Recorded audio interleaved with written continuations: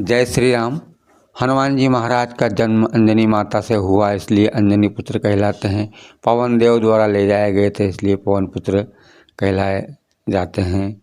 रोटी, कपड़ा और मकान, सारा ज़माना इन तीन चीज़ों का गुणगान गाता है, लेकिन जिसके बिना जीवन चल नहीं पाता है उस चीज़ को समझ नहीं पाता है।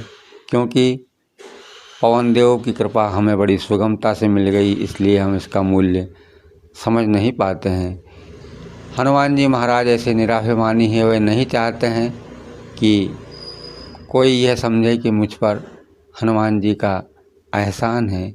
कोई व्यक्ति किसी की सहायता करता है तो अपने एहसान को बार बार कहकर बताता है, इतना कहता है कि सामने वाले का जीना ही मुश्किल कर देता है। सामने वाला भी कहता है कहाँ इससे एहसान ले लिया।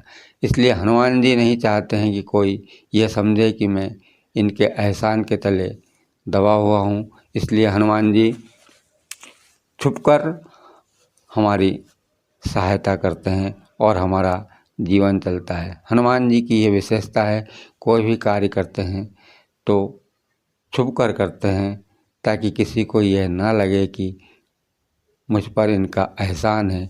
श्री जानकी माता के समाचार लेने हनुमान जी लंका में गए तो वृक्ष के पत्तों में छुप गए थे, तरु पल्लव में रहा लुकाई। हनुमान जी की ये विशेषता है, वह एहसान करते हैं, छुपकर करते हैं ताकि किसी को ऐसा ना लगे।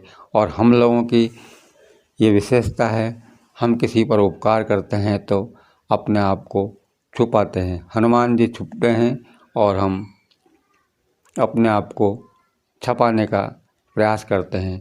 जिस तरह राम कथा में हनुमान जी की प्रमुख भूमिका है, उसी तरह हमारे जीवन में पवन देव की भूमिका है। यह माना कि रोटी के बिना भी जीवन नहीं चलता है, लेकिन रोटी के बिना कुछ दिन व्यक्ति जीवित रह सकता है। रोटी से महत्वपूर्ण जल है, जल के बिना भी कुछ समय तक रहा जा सकता है, लेकिन पवन के बिना जीवन असंभव है।